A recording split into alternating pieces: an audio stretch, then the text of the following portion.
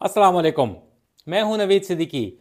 8 दिसंबर को शाम के बशार अल असद हुकूमत के खात्मे के बाद नित नई डेवलपमेंट्स रोज़ाना की बुनियाद पर हो रही हैं और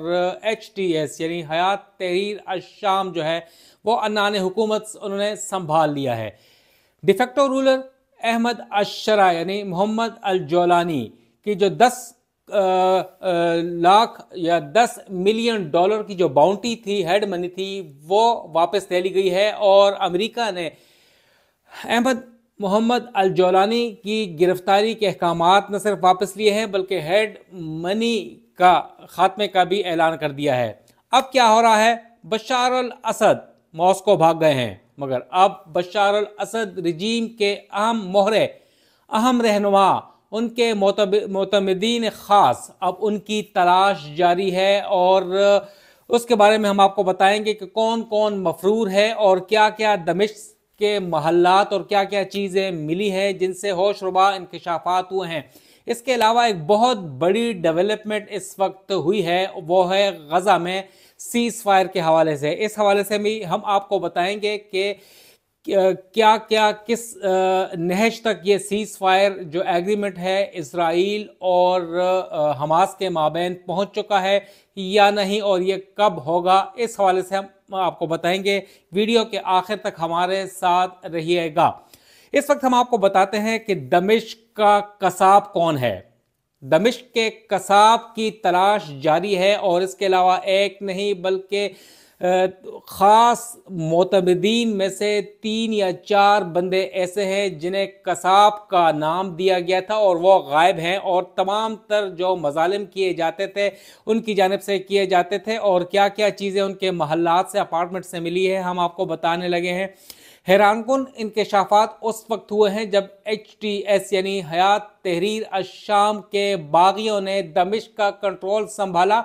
और बशार अल असद के महल्लात के बाद उनके बहुत ख़ास तरीन जो लोग थे उनके महल्लात और अपार्टमेंट्स का रुख किया और उनके ऊपर छापे मारे गए तो पता चला कि वो मफरूर हो गए हैं और अब उनकी तलाश जारी है। सबसे बड़ा जो दमिश्क का कसाब जो कहा जाता है वो हसन जमील नामी शख्स है। हसन जमील के बारे में कहा जाता है कि वो शामी एयरफोर्स के इंटेलिजेंस सरबराह थे और उन्होंने 2011 से लेकर अब तक 2024 तक हज़ारों नहीं बल्कि लाखों शामी बाशिंदों का कत्लेआम किया है और जेलों में डाला है, उनके ऊपर टॉर्चर किया है, उनके ऊपर बहुत मजालिम किए हैं, उन्हें जलाया है, मारा है, बम्बार्मेंट की है उनके ऊपर और बहुत मजालिम किए जाते हैं, जिसकी वजह से हसन जमील को कहा जाता है कि वो दमिश्क का कसाब है। और जब उसके अपार्टमेंट के ऊपर छापा मारा गया तो अब वो भाग चुके थे अपने फैमिली के साथ। शायद उन्हें पता था कि असद रजीम गिर चुकी है और बागियों के आने से कुछ देर पहले ही वो भाग गए थे। आई विटनेसेस का कहना है कि जब बागियों ने हसन जमील के अपार्टमेंट के ऊपर छापा मारा तो वहां से सोने की तिजोरियां बरामद हुई हैं। इसके अलावा सोने का फर्नीचर, बहुत ज्यादा जेवरात, पैसे, इसके अलावा उनके जो अपार्टमेंट है बहुत पुरताइश किस्म का था और बेसमेंट में वहां पर स्विमिंग पूल थे और उसमें सोने की ईंटें लगी हुई थी और इतने उनके ऊपर जो है अरबों डॉलर खर्च किए गए थे और काफ़ी पैसे मौजूद भी थे और ऐसा लग रहा था कि उसी वक्त वो हसन जमील जो है वो भाग गए हैं कहीं, क्योंकि एक केक का पीस और उस प्लेट छुरी जो थी वो बिल्कुल पड़ी हुई थी और ऐसा लग रहा था कि आधा केक खाया गया है और आधा नहीं। उनको खबर आई इंटेलिजेंस की वजह से और वो वहां से भाग गए। तो इस किस्म की चीज़ें सामने आई हैं, महल्लात सामने आई हैं। हसन जमील और बशार अल असद की तस्वीर उस अपार्टमेंट में लगी हुई थी और इसके अलावा काफ़ी अहम दस्तावेज़ात भी बरामद हुई हैं और इस वक्त हसन जमील जो कि दमिश्क का कसाब है उसकी तलाश के लिए कोशिशें जारी हैं और वो मफरूर है अपनी 3 साथियों के साथ और फैमिली के साथ। और बताया जा रहा है कि लबनान के करीब एक अलवी शिया मेजॉरिटी इलाका है, वहाँ पर कज़ाकिया बताया जाता है कि वहाँ फरार हो गया है, क्योंकि या हिजबुल्लाह के जो उनके साथी थे वो लबनान फरार करवा ले गए हैं हसन जमील को, क्योंकि हसन जमील के ऊपर इस वक्त इल्ज़ामात ये हैं कि अमरीकी शहरियों के कत्ल, अमरीकी शहरियों के जो जर्नलिस्ट या शहरियों के ऊपर टॉर्चर में मुलव्विस थे और वो उनके ऊपर तशद्दुद करते थे। इसके अलावा जर्मन शहरियों के कत्लेआम और इसके अलावा फ्रेंच जो शामी नजाद फ्रेंच शहरी थे उनके कत्लेआम में भी मुलव्विस था। इसके अलावा मुख्तलिफ जो ममालिक को मतलूब था, जर्मनी ने हसन जमील के रेड वारंट भी जारी कर रखे थे और इस वक्त मुख्तलिफ जगहों के ऊपर शाम में HTS की जानिब से, बागी हुकूमत की जानिब से वहाँ पर हसन जमील की तस्वीर लगाई गई है कि उसको तलाश किया जाए कि कहाँ पर है, क्योंकि असल मास्टर माइंड जो बशार अल असद रजीम के कत्लेआम का था वो हसन जमील था और हसन जमील की तलाश इस वक्त जारी है और बताया जा रहा है कि वो इस वक्त कहीं शाम के अंदर ही छुपा हुआ है, उसको तलाश किया जा रहा है। और अमेरिका, जर्मनी, फ्रांस और दीगर ममालिक भी हसन जमील की तलाश के लिए और उसको उनके हवाले करने के लिए HTS के डिफेक्टो जो रूलर हैं शाम के अहमद अशरा उससे दरख्वास्त कर रहे हैं कि उसको तलाश करके हमारे हवाले किया जाए, क्योंकि बताया जा रहा है कि इंतहाई जालिम शख्स था हसन जमील और जो जेल में लाखों लोगों को वो काबू में कर रखा था और वहाँ पर उसके ऊपर कस्टोडियल न सिर्फ किलिंग की जाती थी बल्कि टॉर्चर भी किया जाता था। इसके अलावा जो शाम के लिए रेवेन्यू इकट्ठा करने के लिए कैप्टागॉन नामी जो एक दवा है या मंशियात हैं, ड्रग है, वो उसकी तैयारी में भी वो पेश था। इसके अलावा जो शाम के गिर्द नवाम में और दीगर जो दमिश्क के करीब जो मास ग्रेव्स थी, इज्तिमाई कब्रें थी, उसका मास्टर माइंड भी हसन जमील था। उसकी तलाश इस वक्त जारी है और हसन जमील के बारे में कहा जाता था कि इंतहाई जालिम शख्स था और उसके घर के बाहर एक फौजी चेक पोस्ट भी होती थी और अगर इलेक्ट्रीशियन या प्लम्बर या कोई शख्स भी आता था तो उस तरफ उसको चेक करके अंदर जाने दिया जाता था और जब बाहर से वापस आता था तो उसको चेक करते थे और जब उस तरफ उस इलाके में जाते थे प्लम्बर या दीगर लोग तो उनकी आंखें बंद करके ब्लाइंड फोल्ड करके उन्हें वहां ले जाया जाता था। हसन जमील के पड़ोसी भी हसन जमील से बहुत ज़्यादा तंग थे, उनके मजालिम से तंग थे और बाज़ औक़ात जब उनके पड़ोसी उनसे दरख्वास्त करते थे कि आप ये चेक पोस्ट दूसरी जगह मुंतकिल कर दें, उन्हें तंग किया जाता है, तो हसन जमील की जानिब से जवाब ये होता था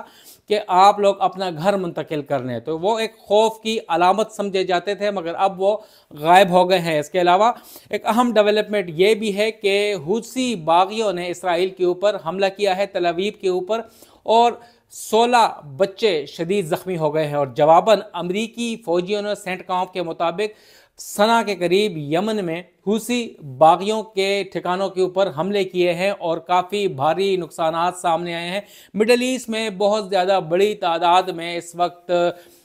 जंगों का सिलसिला शुरू हो गया है और टेंशन मज़ीद बढ़ गई है। एक ख्याल यह जाहिर किया जा रहा था कि शाम में बशार अल असद रजीम के ख़ात्मे के बाद वहाँ पर अमन आएगा, मगर इस वक्त बताया जा रहा है कि शाम में जो HTS के बागियों के अलावा दीगर जो ग्रुप्स वहाँ पर हैं वो इंतहाई आपस में इन फाइटिंग उनकी शुरू हो गई है। और सबसे बड़ी चीज़ ये है, ख़तरा इस वक्त शाम को और दीगर करीबी ममालिक को वो ISIL हैं और वो अब चाह रहे हैं, जिनका एफिलिएट है अलकायदा के साथ, और वो नहीं चाहते हैं कि HTS वहाँ पर अन्नान हुकूमत संभाले। मगर दूसरी जानब अमेरिका ने HTS की जो बागी हुकूमत है उसे तस्लीम करने का इंदिया दिया है और अहमद अशरा के ऊपर जो $1 करोड़ की हेड मनी थी वो ख़त्म कर दी है। और यह इंदिया है कि अगर शामी निगरान हुकूमत मुतालबात तस्लीम करती है अमरीकी हुकूमत की तो वो इस हुकूमत को तस्लीम कर लेंगे। और HTS ने अपना नया वज़ीर ख़ारजा और वज़ीर दिफा भी उसका मुतय्यन कर दिया है, ऐलान कर दिया गया है। और अब उनका ये है कि वो बाकी दुनिया के साथ जो राब्ता कटा हुआ था गुज़िश्ता 2 दहाइयों से असद रजीम के दौरान, उसे बहाल करना है, एतमाद बहाल करना है। अब करना क्या है वो देखते हैं। एक बहुत बड़ी डेवलपमेंट एक दूसरी जानब मिडल ईस्ट में वो ये है कि 14 माह से जो जंग हो रही है हमास और इसराइल के माबैन, वो अब ख़त्म होने के इम्कानात रोशन हो गए हैं। और गुज़िश्ता साल 7 अक्टूबर को हमास के इसराइल के ऊपर हमलों के बाद जो जंग छिड़ी थी, अब वो ख़ात्मे के करीब है। ज़राए का यह कहना है और आलमी इदारों के जो रिपोर्ट्स के मुताबिक हमास और इसराइल के माबैन जो सीज़ फायर एग्रीमेंट है वो होने को करीब है। और इस वक्त भी मुज़ाकरात जारी हैं मिस्र और दोहा में, और दोनों मालिक अमेरिका, कतर और इजिप्ट इस वक्त पेश हैं कि हमास और इसराइल के माबैन जल्द अज जल्द सीज़ फायर मुआहदा हो जाए। इस वक्त सबसे बड़ा मुतालबा यह है इसराइल की जानिब से कि जो उनके 96 जो हॉस्टेजेस थे, यरगमाली थे हमास के बाद, उसे रिहा करवाया जाए। मगर 96 में से सिर्फ इस वक्त 66 जो हैं वो अलाइव हैं, जिंदा हैं, और उनको रिहा करवाया जाएगा। इसके अलावा हमास की जानिब से भी ये मुतालबा किया जा रहा है कि इसराइल की जेलों में जो उनके कैदी हैं, हमास के फ़लस्तीनी कैदी हैं, उन्हें भी रिहा करवाया जाएगा। तो ये एक मुआहदा किया जाएगा कि 45 रोज़ के अंदर अंदर ये उन्हें रिहा किया जाएगा। और अब इस चीज़ के ऊपर 3 मराहल के ऊपर ये सीज़ फायर होगी एग्रीमेंट, और फिर मुस्तकिल ये सीज़ फायर होगा। लेबनान में हिजबुल्लाह के साथ पहले ही ये सीज़ फायर इसराइल कर चुका है और अब बारी है यहाँ पर। और इस वक्त इसराइल ये वो चाहता है कि ज़्यादातर तवज्जो जो मरकूज़ है वो शाम की तरफ की जाए। गोलान हाइट्स जो 1200 किलोमीटर की थी उसके ऊपर पहले ही इसराइल सद्दाम बशार अल असद रजीम के खात्मे के बाद फिलफौर कब्जा कर चुका है। मगर अब उनकी तवज्जो मज़ीद इलाकों के ऊपर भी है कि ज़्यादा से ज़्यादा जो गैर फौजी इलाके थे शाम के, वो इसराइल अपने कब्ज़े में ले ले, जिसकी वजह से अभी ज़्यादातर तवज्जो जो है वो उस तरफ मरकूज़ है। और सीज़ फायर इस वक्त की अहम ज़रूरत है कि हमास के साथ कर लिया जाएगा। लिहाजा 90% जो एग्रीमेंट हो चुका है मुख्तलिफ पॉइंट्स के ऊपर, ज़्यादातर पॉइंट्स, मगर एक पॉइंट ये था जो एक्सचेंजेस ऑफ जो प्रिजनर्स हैं, हॉस्टेजेस हैं, वो सबसे अहम एक इंसानी इशू है, उसे रिजॉल्व करवाया जाएगा। और जो गज़ा के 23 लाख जो पनागज़ीन हैं उन्हें वापस आने दिया जाएगा गज़ा। और इसके अलावा जो मिलिट्री है इजराइल की वो विड्रॉ करेगी मिस्र के बॉर्डर के, ताकि वहाँ पर रफा बॉर्डर खोला जाए। इस किस्म की सूरत हाल अब बहुत तेज़ी से डेवलप हो रही है और इम्कान जाहिर किया जा रहा है कि आइंदा 1-2 रोज़ में सीज़ फायर मुआहदा हो जाएगा, जिससे अमन की तरफ राह हमवार हो जाएगी। इस हवाले से मज़ीद आपको अपडेट से आगाह करते रहेंगे। इजाज़त दें, वस्सलाम।